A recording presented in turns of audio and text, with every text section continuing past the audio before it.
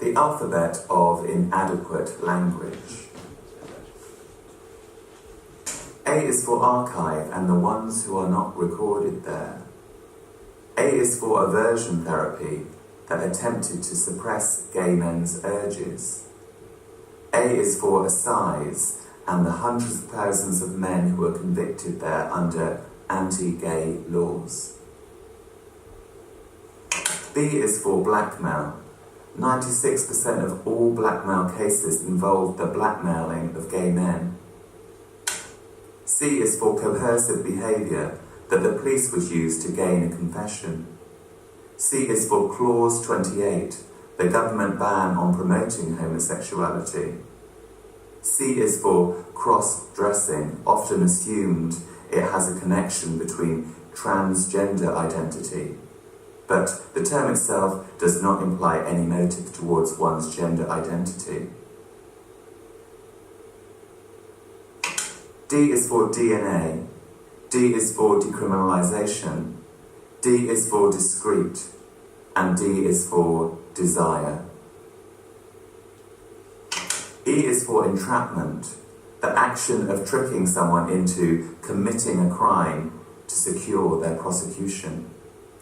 F is for family secrets. F is for freedom that gay men enjoy in this country, which is a long way off 72 other countries. G is for gross indecency. G is for ghosts. H is for homosexual. H is for hormonal treatment that Alan Turing received, rendering him impotent. I is for inversion. Homosexuality was believed to be an inborn reversal of gender. J is for justice, the philosophical theory of fairness. K is for keepsake. K is for kin. L is for lesbian. Women have not had the same level of independence to pursue relationships as gay men. Neither have they met the same harsh punishment. M is for marriage. N is for nuclear families. O is for other. P is for persecution. P is for Polari, the gay slang. P is for prisoner. Q is for queer. Q is for Quentin Crisp, the English writer, raconteur and actor. R is for raids, the raids on gay bars which serve to inspire the modern LGBTQ plus rights. S is for shadow of living under one. S is for seance, the attempt to communicate with spirits. S is for suicide. T is for trauma. T is for torture. T is for 1,000, the number of men in prison for homosexuality in the 1950s. U is for uprising. U is for underground. V is for victim, the first English language film to use the term homosexual. W is for Wolfenden, the report of the Departmental Committee of Homosexual Offences. W is for war. X is for xenophobia, the fear of the stranger or the other. X is for the mark given to the illiterate. Y is for you, listening to this alphabet, and all the LGBT plus people that have yet to be born. Z is for Zydophine, an antiviral medication used to prevent and treat HIV and AIDS.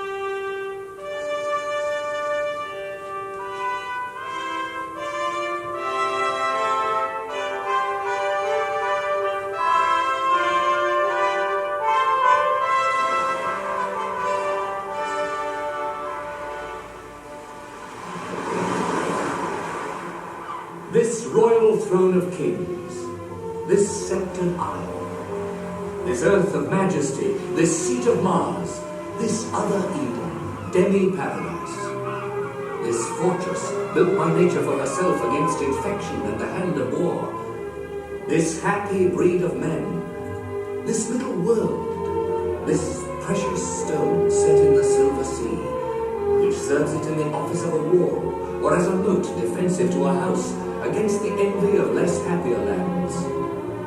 This blessed plot, this earth, this realm, this England.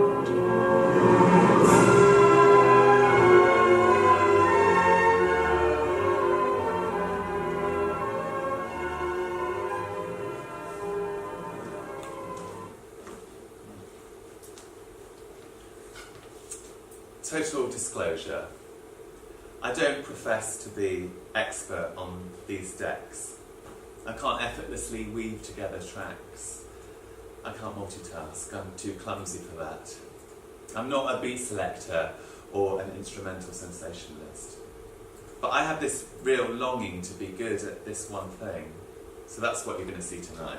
Not an expert DJ, but someone that is really longing to be one, and I think that's much rarer.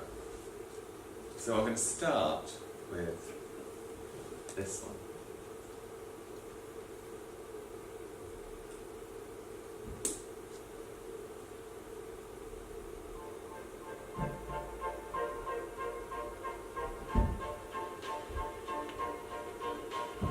There's a summer place where it may rain or storm, yet I'm safe and warm from within that summer place. Your arms reach out to me, and my heart will be without care.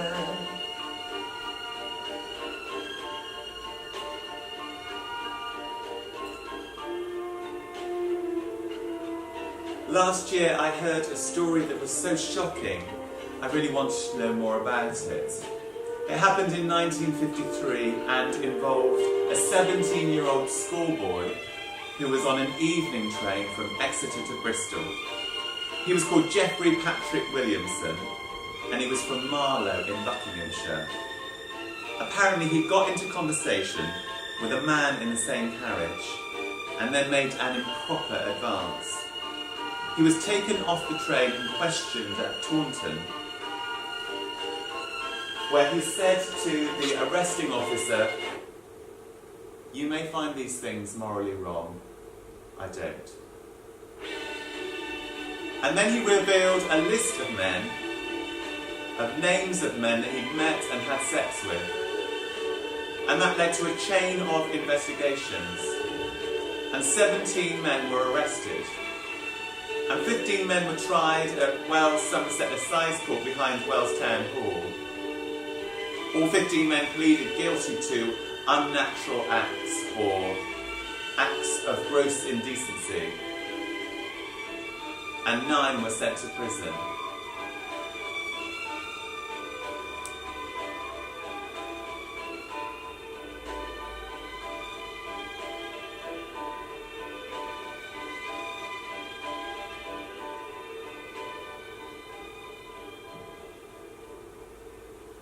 At the age of 17, I was also travelling from Somerset to Bristol, but I was on a bus, the X7. At the age of 17, 18, 19, 20, it was still illegal for me to be gay. The law was equalised in 2001, and for the first time that included lesbian sexual acts, because previously there had been no legislation concerning that. You could say, in lots of ways, things have changed, but in other ways, not so much. I've been imagining myself to be on an evening train in 1954. I know a woman called Sarah Sarah is a spiritual medium, and she believes that when the physical body dies, the spirit lives on, so that loved ones can still feel connected to them. I decided that I needed Sarah's help because I wanted to make contact with some of the people that will remember this court case, and I figured that a lot of them would have already passed away by now. So I got together a group of like-minded friends, and together we worked and we held a séance. I'm going to tell you now what she said and what we did.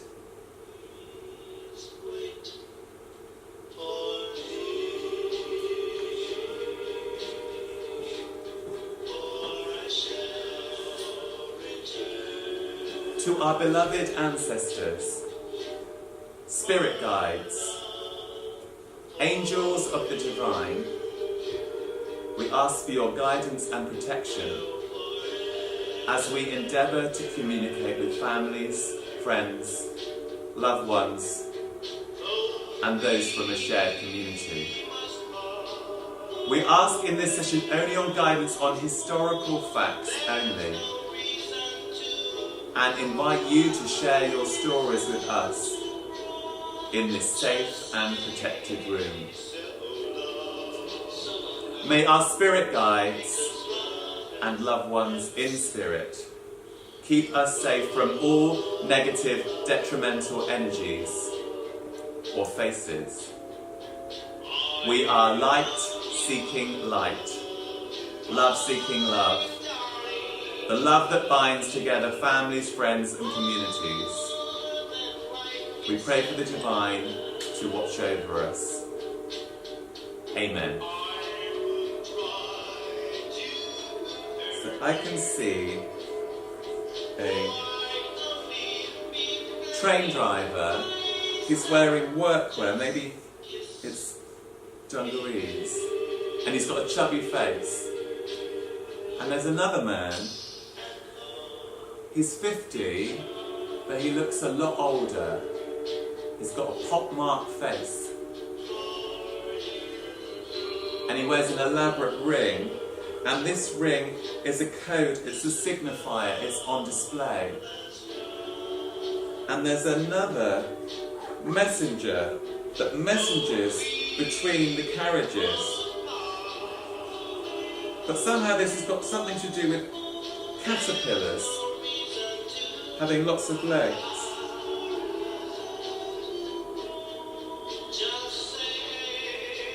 And there's mirrors. Mirrors that help. Mirrors that distort.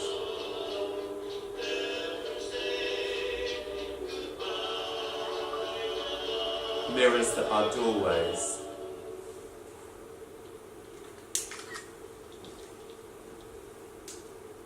The thing that struck me, that I woke up thinking about the next day, was that all of the images that Sarah described, the men seemed so isolated, like there was only ever one image in the frame.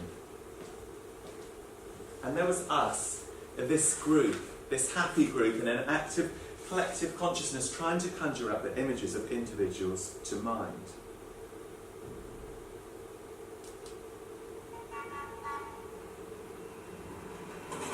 Alfred, Raymond, Walter, Geoffrey, John, Geoffrey, Donald, Peter, Michael, Raymond, Robert, Ian, Vera. They were in it together. They were in it alone. That's the wrong Alfred, one. 26, factory hand, Bridgewater, 7. My man love, my first love, my closet and my pain, my lying, my deceiving, my rivers keep on crying. My father,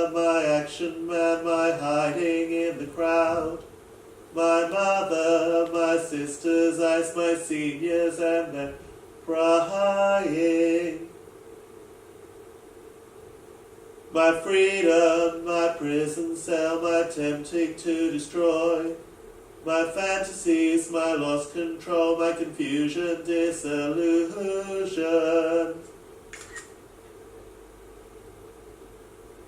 My hero, my schoolboy, my physical abuse. My loneliness, my aching brain, my pounding in my head. My kismo, my manhood, my wanting just to scream.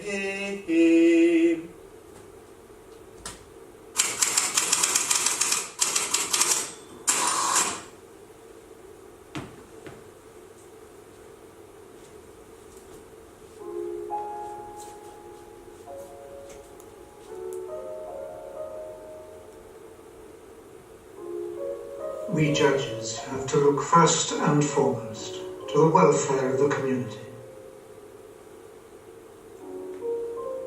The sanction behind all laws resides in fear.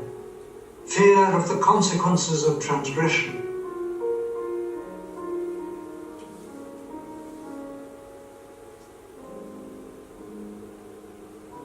The vast majority of people keep the law because they know it is right. That is why many keep to the law, because they know the consequences of breaking it.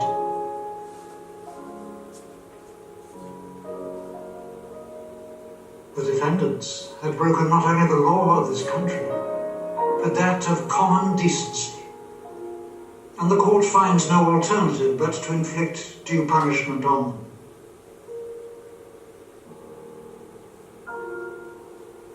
The fact that there is an unusual concentration of cases in one small town can be explained by the fact that once a vice establishes itself in a place, it will spread like a pestilence unless held in check.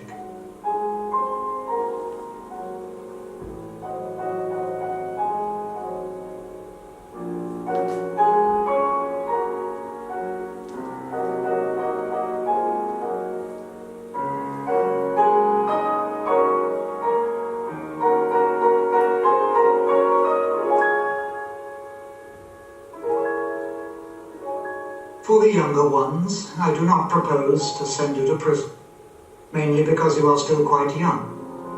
I'm going to give you a chance. You have all got a man's job to do in the world. Turn your back on this matter.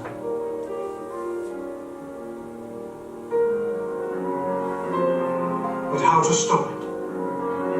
For the corrupted youth, there is always hope. For the corrupted man, the matter is different. Psychiatry and the drugs might render these men harmless, but such treatment relies upon the willingness of such men to change.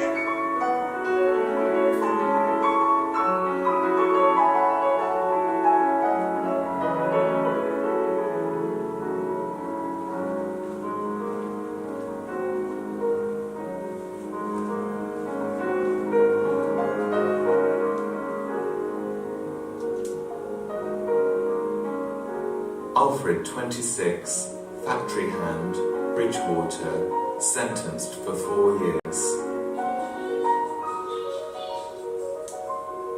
Raymond, 32, Taunton, 3 years. Is that okay? Sorry. Does that want to fade out there as well? Walter, 29, nurse, Taunton, 2.5 years. Let me put the record on first. Yeah. Fade that out and Yeah. then we go into that. Sorry, man. Yeah. Yeah.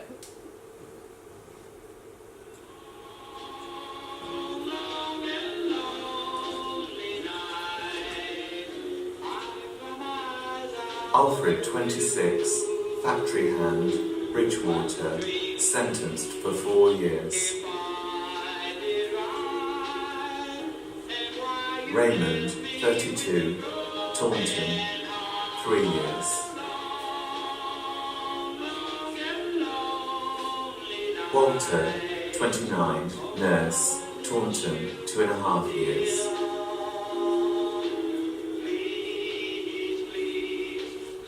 Jeffrey, 31, clerk, Taunton, 3 years. John, 23, assistant, Taunton, 2 years.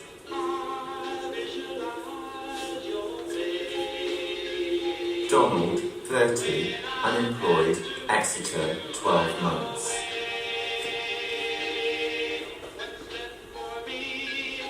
Walter, 45, civil servant, 12 months. John, 18, soldier, Taunton, put on probation for 2 years. Ian, 18, apprentice, draftsman, Taunton. Roland, 19, soldier, Taunton, bound over for 2 years.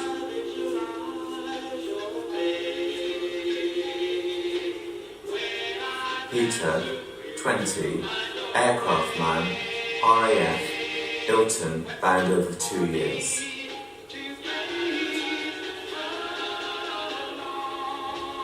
Charles, 20, aircraft man, Rye, bound over for 2 years. Michael, 22, labourer, Taunton, put on probation.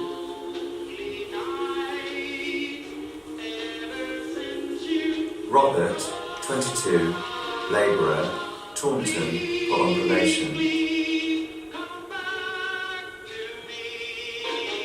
Thea, 37, farmer, near Taunton, 2 years. Gilbert, 37, company director of a manufacturing chemists in Liverpool, imprisoned for 1 year. Geoffrey, 17, Marlow, bound over for 2 years. I keep imagining Geoffrey in the dock. What started as this desire for a little bit of fun on a train quickly escalated and snowballed, and before he knew it, there was this whole domino effect happening around him. What happens in the story next is the worst thing imaginable.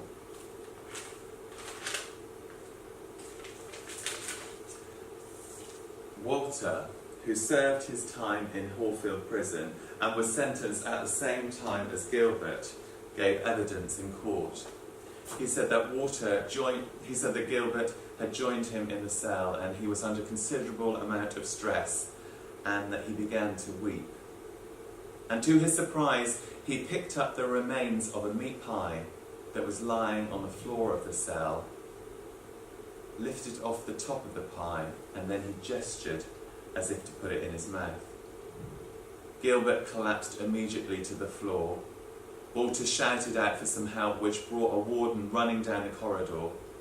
A doctor was called, but Gilbert was already dead.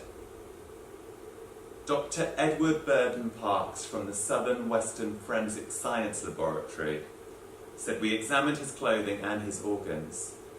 His stomach contents and his clothing smelled strongly of sodium cyanide." He said there was a tear on the left-hand side of the jacket where a man could easily have slipped his hand in between the linings.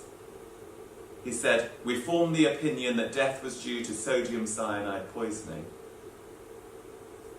A warden said that his jacket and his pockets had been searched and nothing had been found, to which Edward Burden Parks responded, "I should say, if it was in one of the outer linings or the pockets, that would have been found, but something much smaller, well, I should say that would not have been found."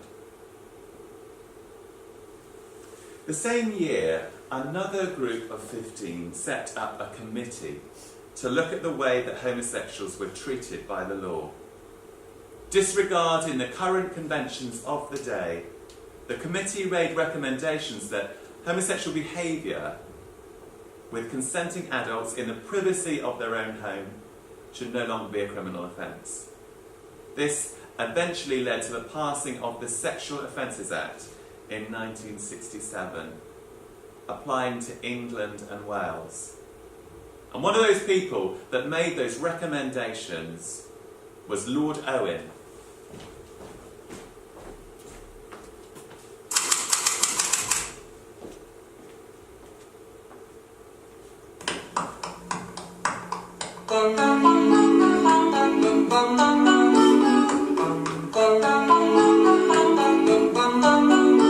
We are thinking of the men who live a haunted existence, who are asking through this bill only for the right to live within the privacy of their own houses as they wish to live. Mr. Sandman, bring me a dream. Make him the cutest that I've ever seen. Give him two lips like roses and clover. And tell him that his lonesome nights are over. We hadn't, as a society, faced up to it. We were in denial, to be blunt about it. And this meant that any discussion of it, particularly any legislation, was hugely complicated because there are many different factions that had to be squared. The first thing about that legislation that was, in the making as we had that debate was that we could not be seen, we felt, and that was certainly Leo Abse's position, to be condoning homosexuality. That doesn't mean that you are critical, but you can't go out openly espousing it. I'm so alone, don't have nobody to call my own. Please turn on your magic beam. Mr. Sandman, bring me a dream. Those of us who have seen these people know how tortured they are. They come from all walks of life.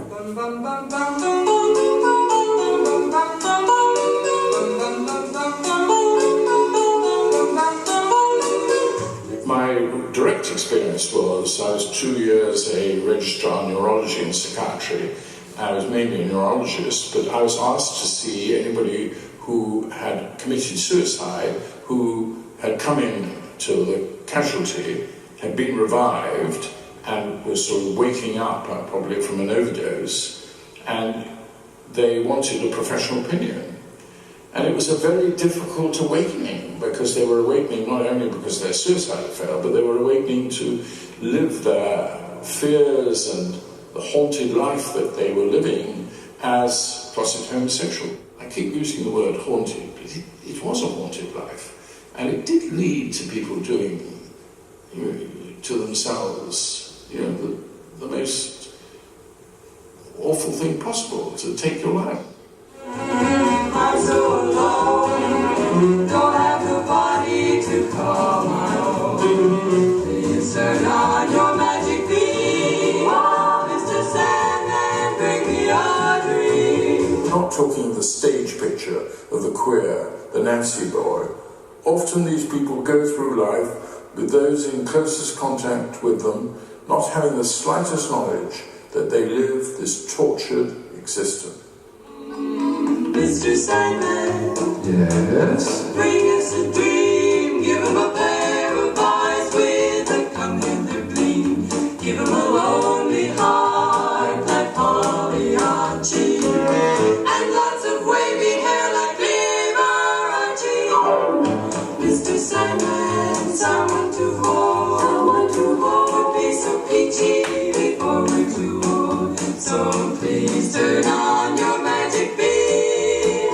Mr. Sandman, bring us, please, Mr. Sandman, bring us a dream. I keep thinking about the women that were involved in this chain of investigations. The grandmothers, the sisters, the girlfriends and the wives. Gilbert in the cell, his wife, she said, "My married life was completely ideal. My husband adored the children. He was hard-working and very temperate in his habits. He was seeking to improve himself, taking industrial management courses in the evening. He had great ideas and strong religious beliefs." She said, "I noticed great changes in him in the last 2 to 3 months. That must have been when the police first started much, and he would break down over trivia matters, and he would forget to leave me my housekeeping money." She said She spoke to him the last 2 hours of his life, and she said that she feared she needed something needed to be done because she feared a mental breakdown. He had telephoned her from Wales, even though he said he was calling from London. She said he seemed very depressed, distraught, sorry for himself, deeply pathetic. She said he was a broken man.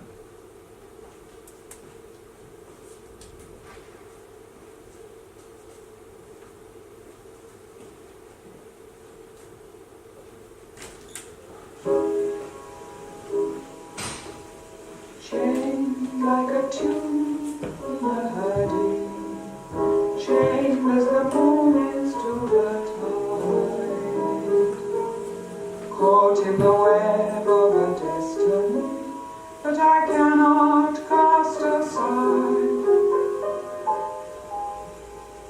tossed in the whip of a whirlpool, lost like a ship without a chart.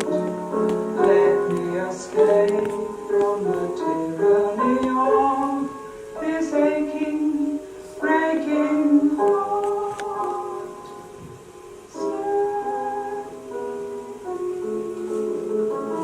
Don't keep me bound to you. Set me free and let me go.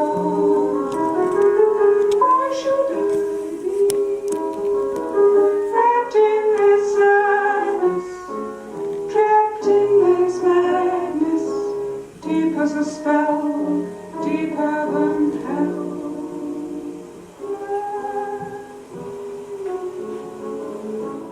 Oh, let me break away, forget to be.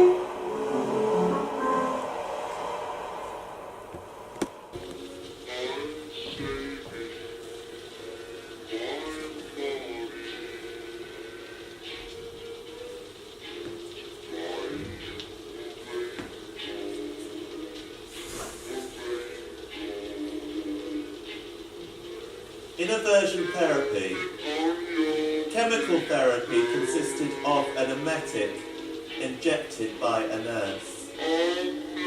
The patient was given pictures of unclothed or barely clothed men, and the nausea took hold. In some hospitals, the patient was left confined to his room, his latrine bucket unemptied, surrounded by his own vomit, so that a link could be forged between the physical squalor that surrounded him and his sexual preference. One parent added torment by a tape recording of a consultant recorded statements about how disgusting the patient and his sexuality were. The same consultant would ask the nurse to play another tape in which the benefits of having a girlfriend or wife were intoned.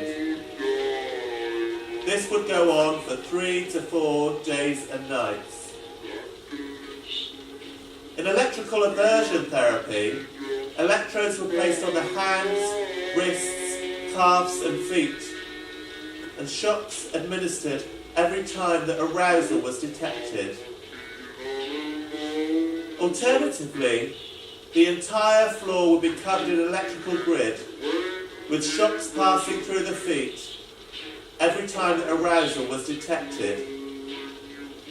In both types of technique, it was believed that sleep deprivation and provoking an emotional crisis made the patient more easily persuadable.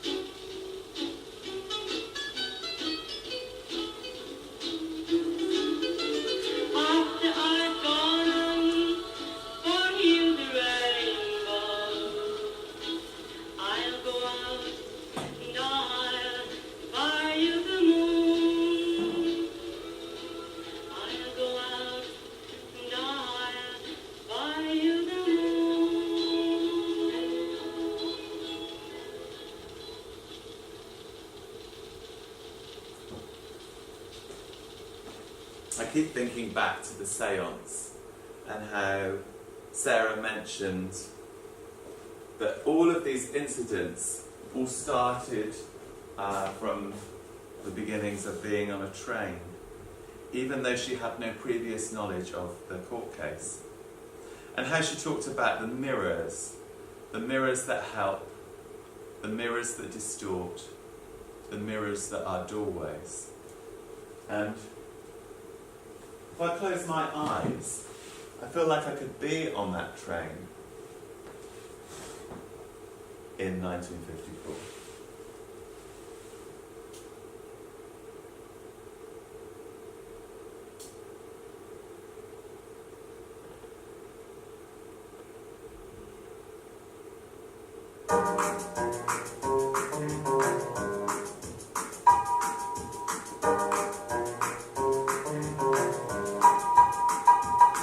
To the rhyme of the railway, this railway running through the deepest, quietest, flattest, remotest, least spoilt Somerset.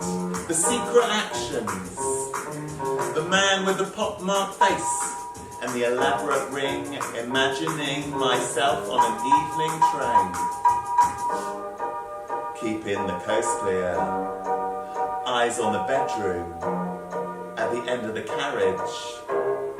Secrets and lies, Bristol to Taunton, the South West line, a messenger rallies, watches and spies.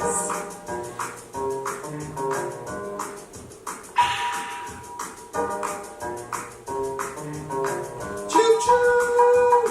I count down from 10, and I pinch myself again because I am there. In rows of carriages, and I'm moving from the end, looking out at the growing dusk and the rolling hills as the landscape changes, furtive messages, strangers on a train, reflections in windows, see through the glass, remembering always the ghosts of the past, dangerous liaisons. Don't tell me your name. We'll be bathed in moonlight. Strangers on a train. Mirrors that help. Mirrors that distort. Mirrors that are doorways.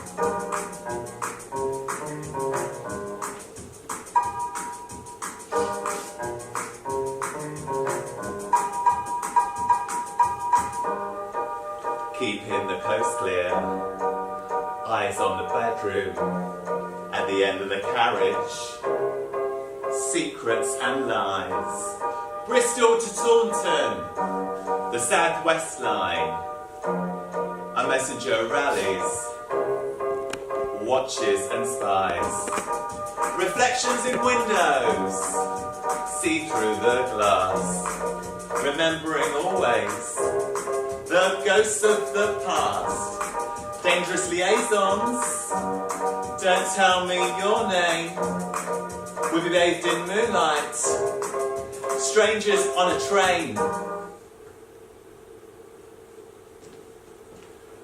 All of the men that Sarah described, all the images, they seem so fleeting, like they were there,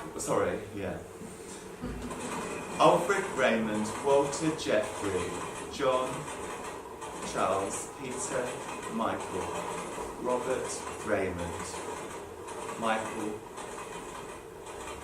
Gilbert, Geoffrey Beer.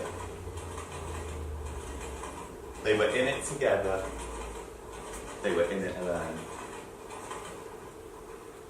All the images that Sarah described, they seem so fleeting. They were there and then they'd gone. She described this man that was stood very precariously on top of a water pipe and then he quickly disappeared from our view. But the one figure that we kept returning back to was this man with the elaborate ring and the pockmarked face Sarah said that he spoke many languages and that he'd been to China. And I wondered if he spoke the secret gay language that many gay men would have spoken back then. Spoken by only the most fiercest of queens who indulged in high-octane gossip of cruising and bitching. Because being openly homosexual, that was dangerous. So the need for a secret language became very useful as it operated as a kind of gaydar. Nellie Yardo. Me, Mary Ann. Bit of a Nelly, I suppose, but I am Dorcas. Now, shall I dish the dirt? I met this chicken when I was out on a troll. I thought to myself, check out the Bony Vardy one over there. So I minied over to where she was. We caught each other's ogle, and I just knew that she was Mauve. She said her name was Jeffrey. But I knew that she wasn't going to be my husband. I mean, someone like that would just view me as an old heart-face. But that's okay, I understand. And then this other one turns up. Right manly Alice she was. And they talked only for a minute. I was so excited to see how this blag was going to play out.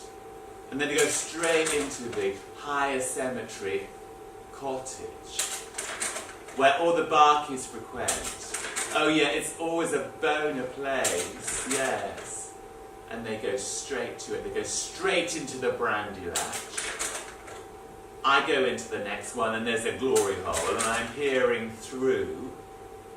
And they know I'm watching, but they don't seem to care. Always keeping my ogle out for Hilda handcuffs at the same time. And then removing all their clother. One of them takes out his shad. Cappies around his ankles. Lovely colour of his eyes. No flies. No, not nada. No. No, quite the opposite. And that chicken box, that was pretty fine too, let me tell you. Fabuloso. And then they move into the full harbour. But before they do, one of them blocks the view of the glory hole, and all I can see is the back of that chicken's head. Such selfish, pretty faces. And then they dash. I stay to finish myself off, come out of the cottage. It's total munch. 3 drags and a spit. Always keeping my eye out.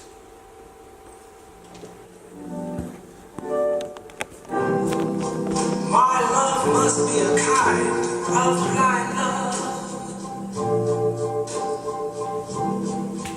I can't see anyone but you.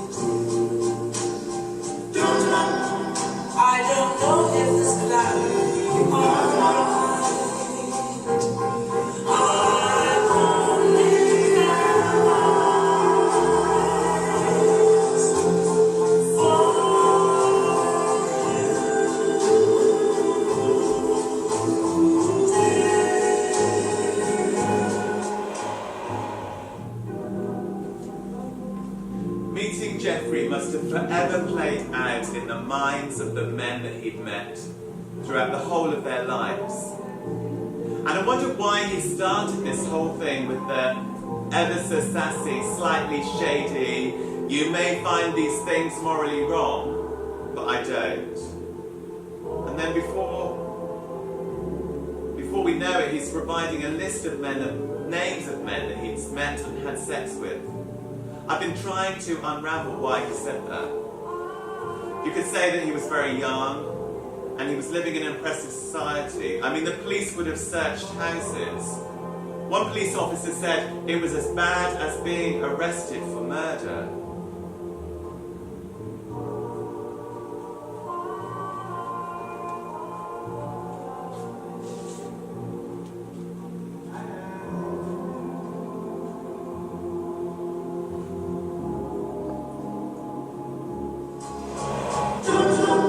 You are here, and so am I. Maybe millions of people go by, but they won't disappear from you. And I only have eyes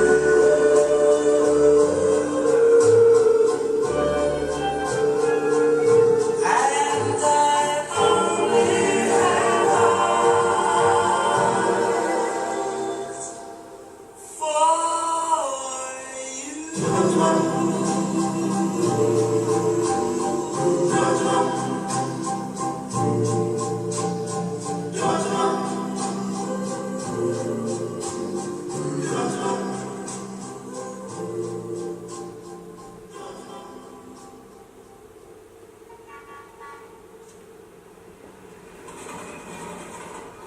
Alfred, Raymond, Geoffrey, John, Walter, Robert, Ian, Michael, Peter, Vere. They were in it together. They were in it alone.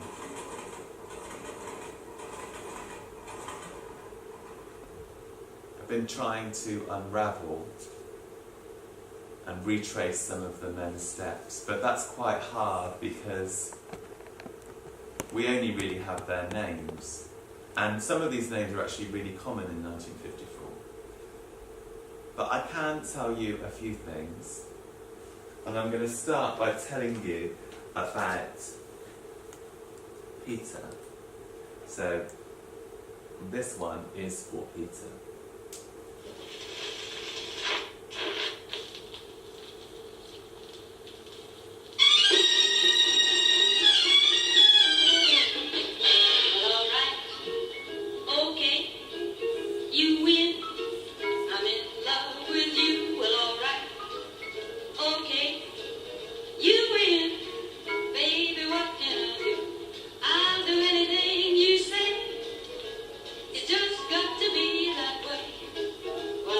So by 1959, Peter has moved to London at an address that he shares with 5 other men, including a man called Clarence. I just really like that name, Clarence. And he's still there, living there in 1960. In 1962, he's still living with Clarence, but also with another woman. And by 1965, Clarence and Peter are living together with no other tenants. And they're registered in the phone book the next year. However, in 1967, there is a wedding registered in Croydon between Clarence and a woman called Lily. It's just got to be that way.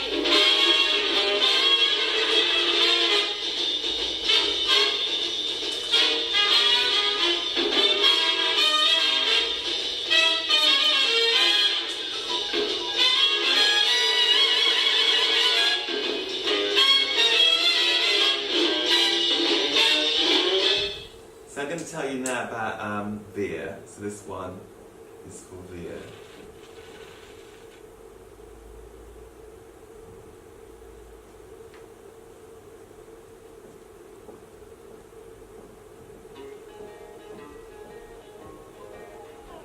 We dream we're all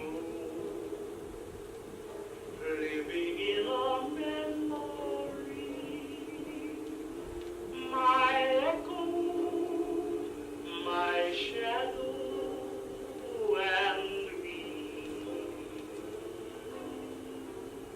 So by the end of the Second World War, Vere has worked his way up from a groundsman in the RAF to a flight lieutenant. And that's actually quite unusual. It's not ordinarily the case that someone would work up the ranks in the RAF in that way. So he must have been pretty good at it. And in this position, he would have worked in a small team of 3. That being the engineer, the flight navigator and the pilot. Just the 3 of them. So Vere's dishonourably discharged in 1954 because of the court case. He gets 12 years imprisonment and he serves his time, and then he goes off to live with his mother in Torbay. In 1972, Vere passes away. He's aged 59, and of coronary thrombosis. And he lives at St Cloud, 3 Beaches, Cliff Park Road, Peyton. And he's registered as a manager of a discotheque. And his mum dies a year later. Now, I've been imagining Vere as a discotheque DJ, and I wondered what songs he might have played. In 2011, an amateur metal detectorist comes across an elaborate RAF bracelet washed up on a beach in Dawlish. And on that bracelet is Vere's name and RAF number. And on the back is the words, "Always we 3." Now, could that be the 3 individuals that he worked so closely with? When I heard about Vere's story, I couldn't get it out of my head. And the next day, they played this song on the radio.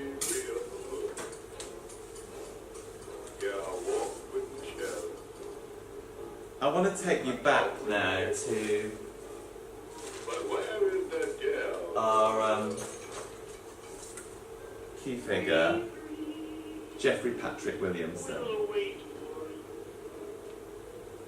So this one is for Geoffrey. I think you might recognise it. Didn't seem possible. One side.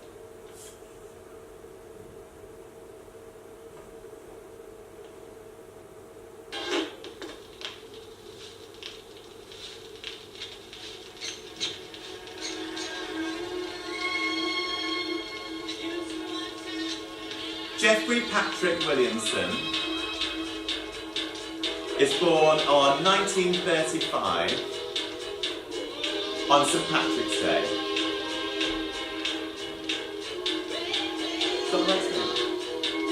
So he's given the name Patrick as a middle name.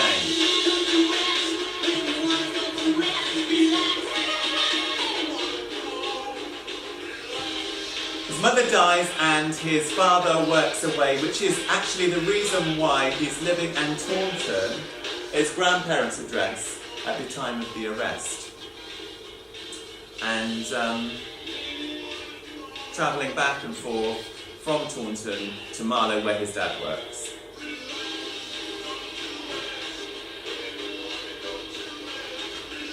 I think so.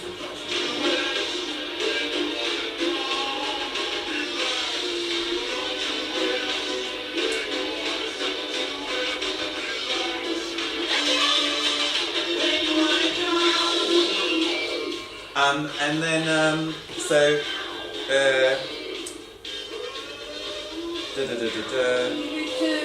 moved from Marlow because Mum died. Yeah. And then, by 1959, Geoffrey has moved to London and shares a lodging house with a man called John Samuels. In 1962, John Samuels and Geoffrey Patrick Williamson are still living together.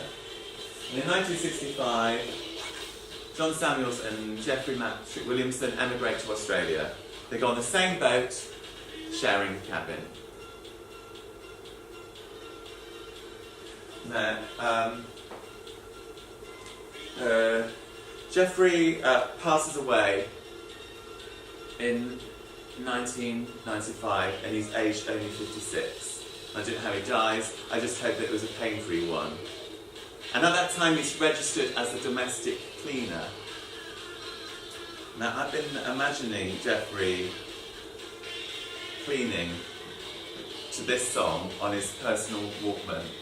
There's something about the lyric really reminds me of him when he said those words, "You may find these things morally wrong, but I don't."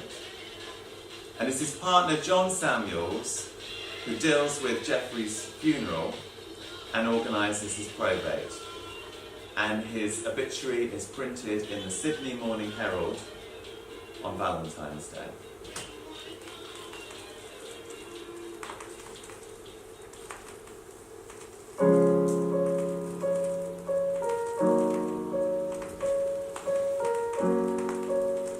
Geoffrey Patrick Williamson and his lifelong companion and partner, John Samuels, emigrated to Australia in 1965. And together they enjoyed many happy evenings, overlooking the sea at the Clovelly Bowls and Recreational Club in Sydney. That's where they chose to spend their time, living out their own happy endings.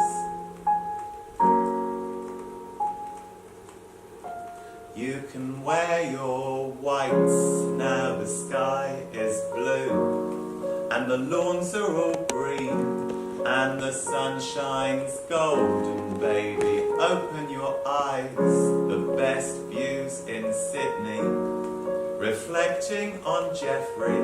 How'd you like your Campari with soda and ice? Spirit guides, beloved ancestors, angels of the divine, we invite you to share your stories with us tonight in this safe and protected room.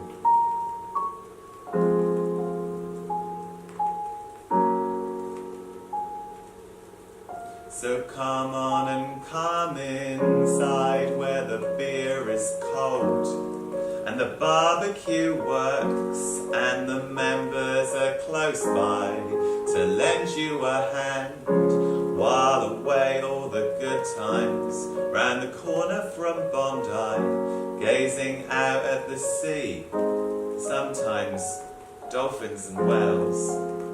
So during the research of this project, I decided to write to the bowling club where Geoffrey and John used to hang out.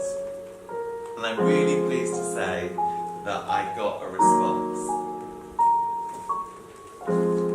Here's the email, and I'm going to try and do the accent for you as well. Hi Tom. John Duffy is my name, and I am the Honorary Secretary of the Clovelly Bowls and Recreational Club. It's a lawn bowling club.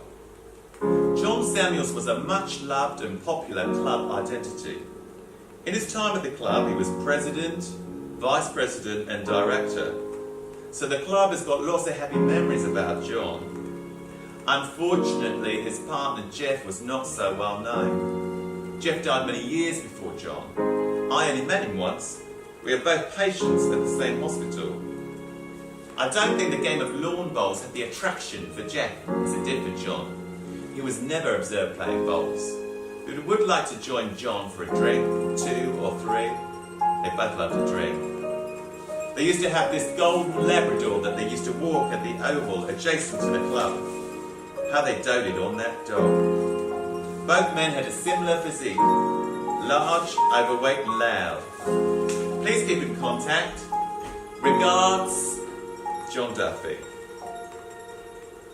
If you don't like it here, you can move away and find a new home. It's a long way to go, half the way around the world. You can't get here by plane, take a boat or a train. Now you're halfway home, put some sun in your soul. All the darkness it seems so long ago. altered so many lives, families, husbands and wives. Jeffrey lived in the past, but not the words that he said. You may find these things immoral, but I don't. Jeffrey Patrick Williamson, Angel of the Divine. Happy ending.